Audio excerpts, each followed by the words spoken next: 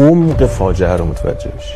آلودگی هوای تهران با 15,000 میلیارد تومان طی 4 سال رفع میشه. یعنی شما 4 سال 15,000 میلیارد تومان بذاری، تهران دیگه آلودگیش رفع میشه. 15,000 میلیارد تومان. همه متخصصا میگن اینو خرج نمی‌کنی. متخصصا میگن $1 اگه بذاری آلودگی هوا رو کم کنی، نکنی، $1 خرج آلودگی هوا نکنی، $100 باید تو درمان مردم مریض میشن خرج کنی. $100 یعنی 1 به 100. اینا 15,000 میلیارد تومان آلودگی هوا رو نمیذارن، 200,000 میلیارد تومان درمان میذارن. یعنی بهداشت رو رها کردن، مردم بذار مریض شن. مردم بذار مریض شن.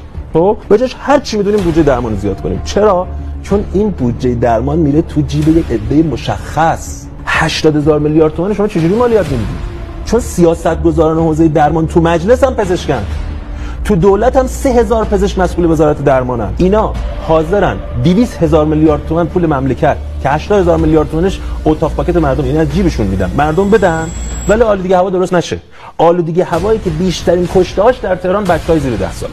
ببین چقدر اینا چیان بی انصافن که در این که حاضر نیستن آلودگی هوا رو درست کنن، حاضر نیستن جاده ها رو درست کنن، حاضر نیستن این پراید قرازه که سال 200,000 کشته میده رو درست کنن. هر جایی قرار جون مردم حفظ بشه رو درست نمیکنن که چی؟ که ما مریض بشیم بریم اونجا پول قرص دارو بدیم. اون وقت تو داروش هم مافیا درست میکنن، سود میبرن، تو درمان و بیمارستان خصوصیش هم سود میبرن، تو پزشکیش هم سود میبرن.